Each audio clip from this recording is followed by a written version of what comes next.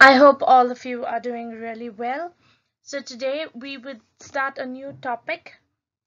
So we have already completed certain topics in this particular chapter called financial management. And I've already told you in terms of scoring of your marks, this particular topic is a very important topic. So again, in front of you, I have put the mind map of the entire chapter so that it reminds you of what are the things that's important for you to study. So we've completed the meaning, the introduction, then the meaning of financial management, importance of financial management for a 4 marker, then the objectives of financial management, that's wealth maximization. We have completed that also. We have completed financial decisions. There are three things: investment decisions, financial decisions, and dividend decisions. We have completed that as well. So each of the factors affecting will come for a 4 marker. We have completed that too, that as well.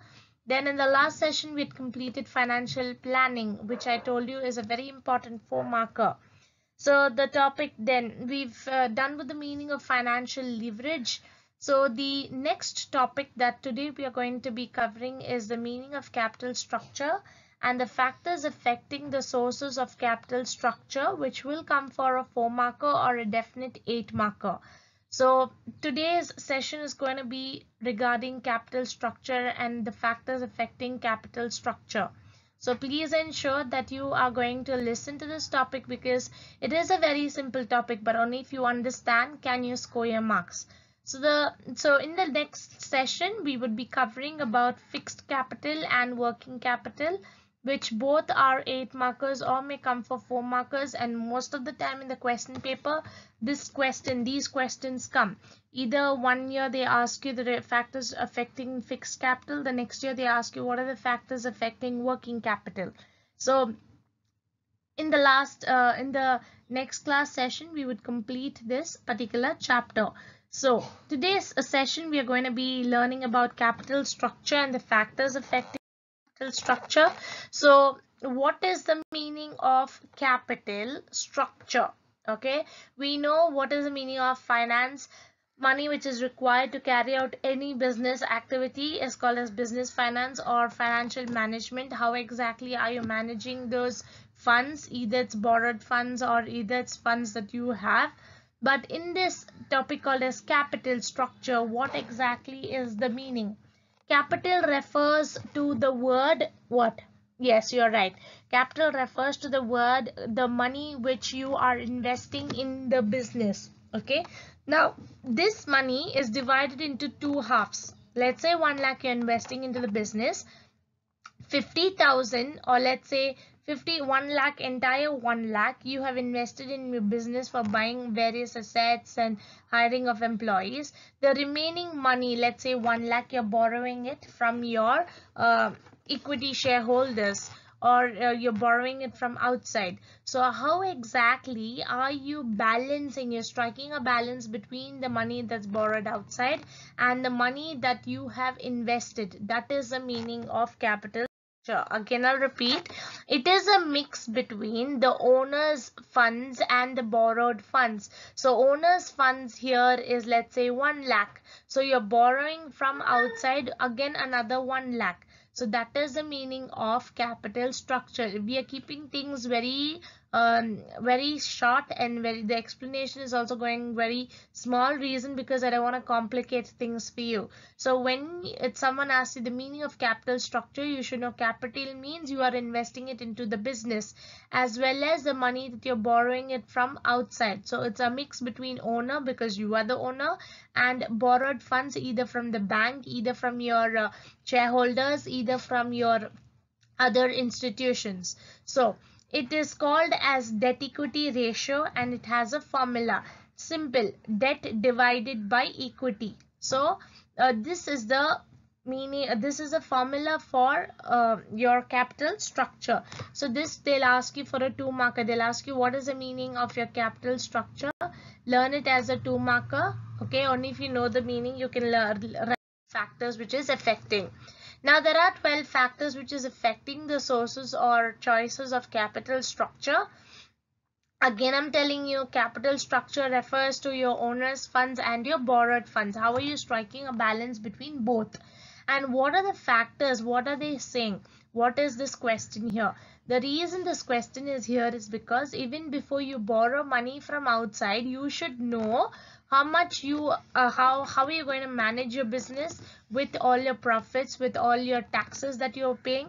Only then you would know how much you can borrow from outside. Otherwise, your borrowings will be more than your profits that you're incurring, and then you would incur a loss. So what all these business managers say, or these big business tycoons say, is that a well organized business is not important, but a well organized capital structure is important. Because if you do not know how much you want to borrow from outside, then your business would undergo a loss. You'll end up borrowing from everywhere and anywhere, and then the business would get affected. So I have certain points that I have mentioned in red. That is the only thing that you need to learn, so that it's easy for you to remember the answer.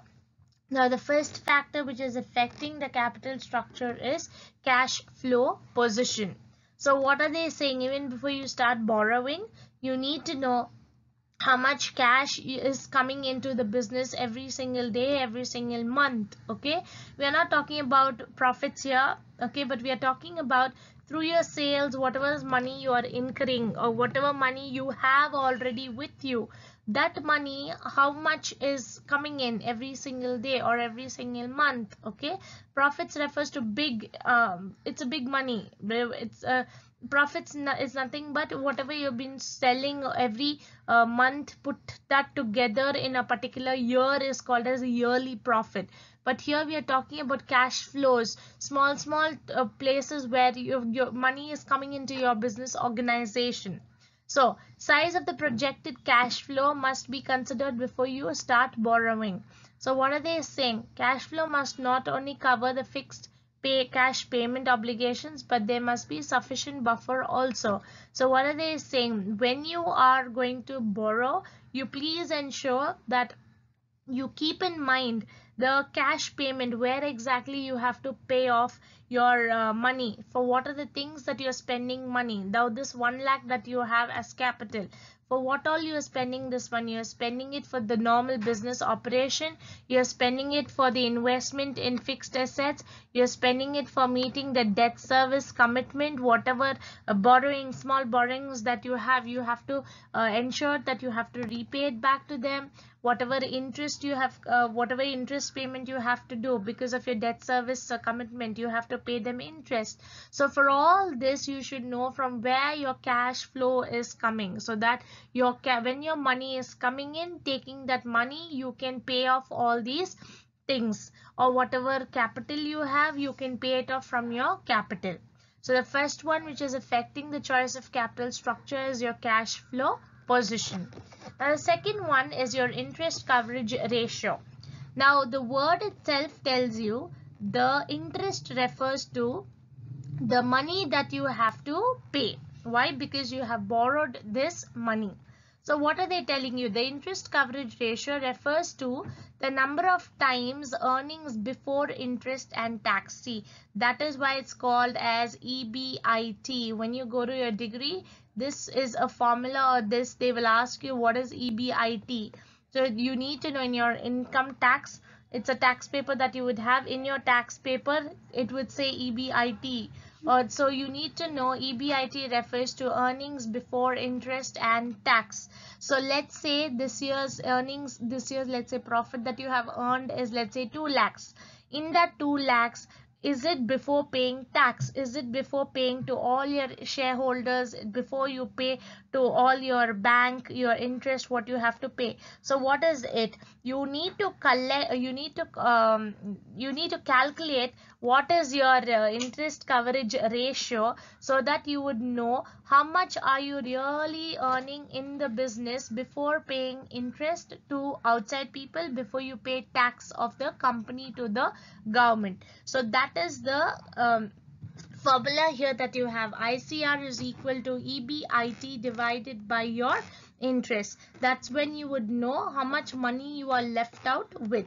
So what are they saying? The higher the ratio, lower shall be the risk of the company failing to meet its interest payment obligation. So what they say is, if the interest coverage ratio is high, then the company's risk of falling into interest payments will be less. Why? Because you know that so many places you have to pay interest, government taxes you need to pay. So all this is going to affect your company. So you will start borrowing very less. The third one is debt service coverage ratio. What is the meaning of debt? Debt refers to your borrowing. Okay, so every business, when it's going to start off, definitely need a certain amount of money. So they would have asked certain banks here and there, they would have asked people. So what is happening here? When you start earning profits and all that, these profits are, percentage of it should go for interest, percentage of it should be paid for tax, and the remaining should be paid for all the debt that you're collecting from outside. So it takes care of the deficiencies referred to the interest coverage ratio. So whatever money that was there, you have paid it for tax, you have paid it for interest here and there, okay, because you have borrowed during your business when the business started. So now your debt service coverage ratio, this one, it helps to take care of deficiencies. Deficiencies means lack of money, wherever you're lacking money, okay. The cash profit generated by the operation were compared with the total cash required. So let's say, for example, the profit that you're earning here is 1 lakh. Okay, 1 lakh is the profit that you're earning. But what is the total cash required? The total cash required is 2 lakh. Okay. Why? Because in that you have to pay interest, in that you have to pay your taxes, in that you have to pay to different people. So what is it? This particular debt service coverage ratio is teaching you, or is telling the business how to raise money when your profits are less and when you have to pay outsiders more money. Okay, so this is the for service of debt and preferential capital. So what are they saying? This is a formula that you need to learn.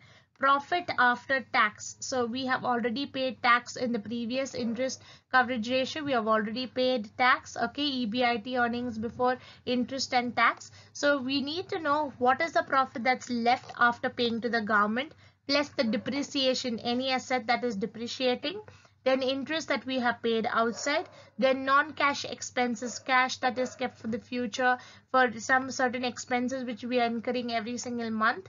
Divide that by preference dividend. Okay, dividend is again the money that we are earning. Then interest, outside people who have to repay us because they borrowed money from us, and repayment obligations, okay, where in people have told us that they will repay us in the future. So all this we will get to know whether this 1 lakh what we have earned, 2 lakh what we have to generate, okay. With the calculation of this, we would understand whether this 2 lakh is going to become, whether this 1 lakh what we have earned as profit will multiply to 2 lakh or multiply to 3 lakh. That's what we would come to know. So the next one is return on investment. Now word itself is telling you return on investment. That means whatever investment you're doing, are you getting enough returns on your investment? So what are they saying? Your returns should be higher. Okay, the return should be higher if it can choose to use trading on equity to increase its EPS. Okay, its ability to use debt is greater. So what are they saying? If there are only two words that you need to remember, if your return on investment is higher, then whatever borrowings you want to do, you can also do it, because happily people would give you money to run your business. The fifth one is cost of debt. What is the meaning of cost of debt?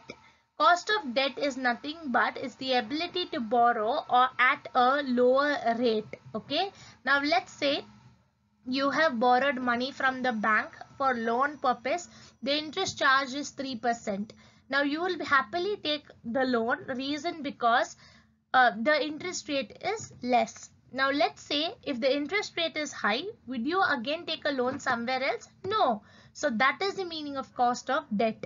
You would always ensure that this debt, whatever you're collecting from outside, okay, the percentage is at a lower rate. If it is at a lower rate, you would ensure that you can raise more money from collection, that is more money from debt. So you're going to bank 1 is giving you 3% as the interest rate. You are happy, so you walk into another bank and you take another 3% or another 4% because you are able to pay 6% to 10% interest on whatever earnings you are gaining. So you would not have a problem. But let's say bank 1 charges interest percentage at 10% directly. Would you go into somewhere else to borrow money? No. So that is what is the meaning of cost of debt. Cost of debt should always be less. If it is less, that means the rate should be less. If it is less, that means you can borrow from other places as well. If it is high, then you would not be able to borrow at other places. That is money for your business. The next one is tax rate. What is the meaning of tax rate? Tax rate, every organization should pay tax to the government. Now, how is this tax rate collected? Now let's say you are paying 3 bank interests, okay, that means bank 1 you're paying 10% interest, bank 2 you're paying 6% interest, bank 3 you're paying 7% interest. Now when you have to pay tax to the government, the rate of interest will be less for you. Why? Because your borrowings are more outside. Am I clear to you? Again I'll mention it. What is the meaning of tax rate? Tax rate refers to the amount of money which you have to pay to the government. If your borrowings are high, that means if you have borrowed more money from different places outside, then the tax rate what you have to pay to the government will be less. But if you're not borrowed money from outside, your business is a very successful business, you hardly borrowed any loans, you're able to manage with your capital and with your earnings that you're earning. So what happens? Then your tax rate would be high. See here the example. Since interest is deductible expenses, cost of the debt is affected by the tax rate. Even though you don't understand the first sentence, look into the example. The firm in our example is borrowing at 10%. That means the firm is borrowing from outside 10% interest. Either it's taking a loan or whatever it is taking. Since the tax rate is 30%, after the tax cost of debt is only 7%. That means what they are saying, before the firm had to pay 30% interest, but now the firm is paying only 7% interest to the government. Reason because of the tax rate, because the borrowing is high. So a higher tax rate does makes debt relatively cheaper. So what are they saying? If you are paying more to the government, then you can tell the same to the other organizations, other borrowings, and you can pay less amount of debt to the particular organization. Why? Because you're paying a higher tax. But if you are paying a less amount of tax, then you have to pay more amount of interest to your other borrowings. Vice versa, that is how it works. If you're paying more tax, then your interest rate will be high. That is outside. If you're paying more interest rates, then your tax rate will be low. That is how it's going to be. Next one is cost of equity. What is the meaning of cost of equity? Now always know equity refers to your shares which you're borrowing from outside. Okay. Now what are they saying? Even if you want to borrow money from your equity shareholders or your preference shareholders, you need to spend some money. Okay. You need to spend some money which is referred to as cost. So what are they saying? When a company increases debt, okay, that means when you are wanting to ask the shareholders to give you money, the financial risk faced by the equity shareholders increase. Definitely. Why? Because you're putting their money at stake. You're putting their money into a big risk because you are borrowing money from outside. It shows that the company is not stable enough to incur a lot of profit. So what is happening? Whose money is invested in the business? The shareholders' money is invested in the business. So what is happening there? The desire, when the organization is doing good, the organization should ensure that they are paying a fair rate of return to the shareholders, because in the time of need, necessity, the shareholders' money was put into a lot of risk. So these people, the equity shareholders, are the ones who would get back a lot of profit when the organization is earning really good amount of profit. The eighth one is flotation cost. Flotation cost refers to all the small cost which is incurred by the organization for different purposes. Now example, if you have to raise money from the shareholders, you still have to incur a lot of let's say cost, that is small expenses to raise your shares or to advertise your shares. Just like that, you cannot raise money from the shareholders. If you have to get a loan, again you have to put your paper documents, you need to invest some amount of money so that you can get the amount of loan that you are requiring. So what are they saying? Flotation cost refers to all the small expenses which you are incurring when you have to run your business. Okay, so that is the meaning. All this, like example, if you want to raise money from the shareholders, you need to again spend a small amount of money so that you can advertise, so that you can raise the shares from the public. If you have to get a loan, you have to fill the application, you have to find out from the financial institutions what is the percentage of interest, all this money that you have to spend. So the money that you have spending for all these small purposes is called as the flotation cost, which keeps changing depending on whatever you are. The ninth one is risk consideration. Now, what is the meaning of risk? Risk, you already know, is uncertain. The business, you'd never know when the business would fall into a risk, when uncertainties would affect the organization. So what are they saying here? You're taking a big risk when you are paying, when you're promising to pay off your debtors. They're promising you to pay off your outsiders, because you really don't know if the business would incur or business would make so much of profit. You really don't know, even without knowing that the business would make profit, because so even when the business is earning profit, they have to pay to the preference shareholders, to the dividends. They have to keep certain amount of money for all other uncertain changes which is going to happen, obligations which is going to happen. All this is risk what the business is undergoing. But still, what is happening? The business is undertaking the risk factor so that they are ensuring, even with the borrowings from outside, they are raising sufficient amount of profits to pay off to all your shareholders, your interest payment, your preference dividend, and all your repayment obligations. So what is the business undertaking? Business is undertaking a very big amount of risk. The 10th one is flexibility. Now, what is this flexibility? To maintain flexibility, the business must maintain some borrowing power to take care of unforeseen circumstances. So what are they saying? You have borrowed everywhere possible, from the bank, from the financial institution, from your shareholders, from your debenture holders, everywhere you have borrowed. But in case there is a risk and your business is falling, that time you should have some borrowing power, so that somewhere someone is able to save your back by providing you money for these unforeseen circumstances. Unforeseen means things that you cannot predict. All of a sudden, because of the coronavirus, all the business organizations are crashing down, the economy has come down. So whatever borrowings, whatever interest you had to pay to the banks, you cannot pay. Everyone is literally suffering. So what is happening? For all these unforeseen events, okay, things that we cannot predict, okay, you need to ensure that someone somewhere is able to help you by borrowing funds to you, so that you can repay it back and your business can again come back on track.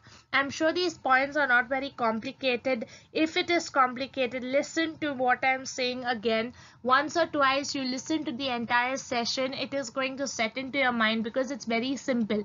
First, so that you are going to learn the points. If you are going to learn the points, it's going to be very simple for you.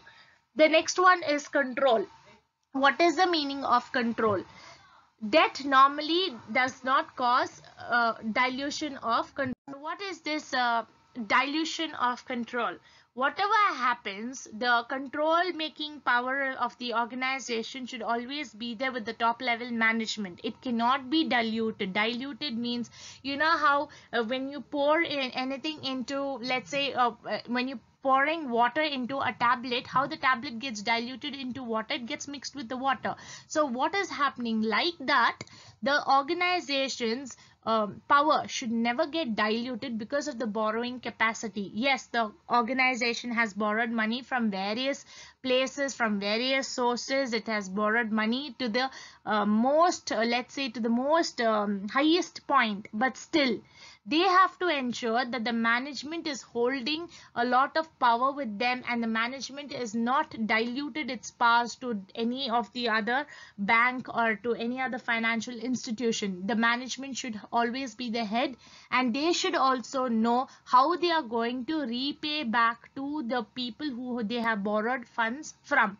Okay, so what are they saying? A public issue of equity may reduce the management holdings. Why? Because the equity shareholders, they are the ones who are investing a lot of money into the business, so they would become the owners of the business. They have a, let's say, a right of telling, they have voting right. So what happens? The business organization would not have power to take out choices. So what are they saying? When you are going to borrow money from outside people, you need to ensure that it is not going to dilute the power of the business organization.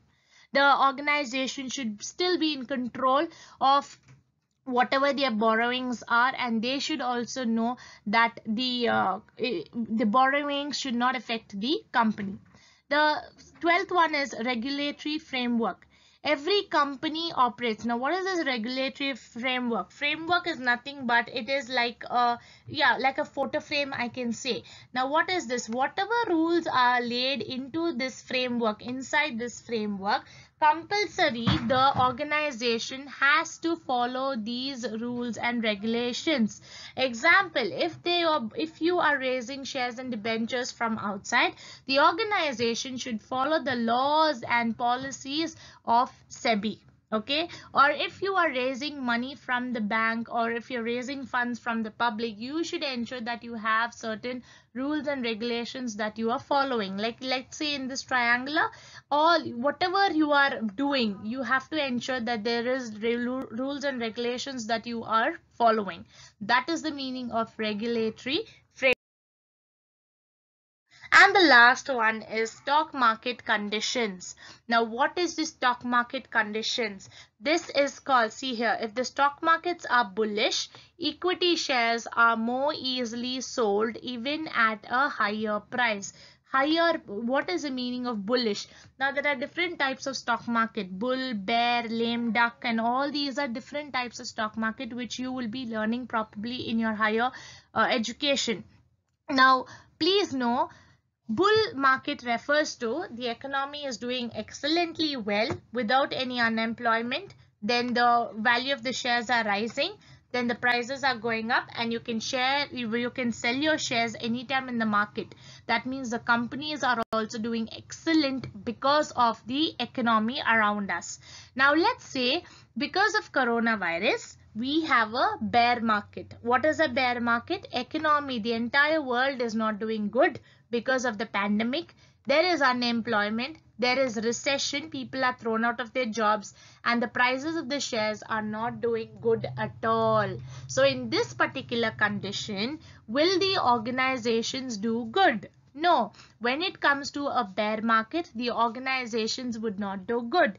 But when it comes to a bull market, the organizations will do good. So even if they're borrowing money from outside, let's say the banks or any financial institutions or from the public, the organizations will do excellently good. Reason because the entire economy is doing good. So the public can resell their shares, and the public can also make money, and the organization will also ensure that they are making high amount of money, and they are able to repay back their money to their whatever the shareholders, to their debt financiers, to whatever interest coverage ratio they have to pay back, they can also pay back. So that is the meaning of stock market conditions. So before you borrowing, you should ensure that you are checking the stock market, whether it is a bull market, whether it's a bear market, whether it's a lame duck, or whatever it is. Reason because depending on the market, only your borrowing capacity should also be. All these are the factors which will affect the sources or which will affect the capital structure in the business organization. And this is very, very important reason, because every business tycoon says that it is not important for a business to have money, but they should always have a proper capital structure in place. Only if they have a proper successful capital structure in place, then the organization would succeed and do. So again, coming back, these are the short. See, if this answer comes for a 8 marker, I have put only 8 points, which is simple for you to understand. If it comes for a 4 markers, again, you can learn any 6 points from here. So please go through whatever I have again taught you here. It's again a brief teaching of whatever I have taught you. So I'm sure this topic has not been very complicated. See, first time when you listen to any topic, you would not listen with 100% concentration, but please listen to it a second time so that you would learn the answer and learn the points. There are 13 points or 14 points in this particular topic. I have tried doing my maximum presentation with pictures and with underlining the important terminologies. Make sure you in your notes or you're making separate notes, so that way you can underline the terminologies and you can study with the terminologies. That is how it is going to help you with this particular answer. So any doubts, any comments, you can please send me or a message in the comment box, or you can probably text me. I would be happy to assist you. Please like and please subscribe. Thank you so much.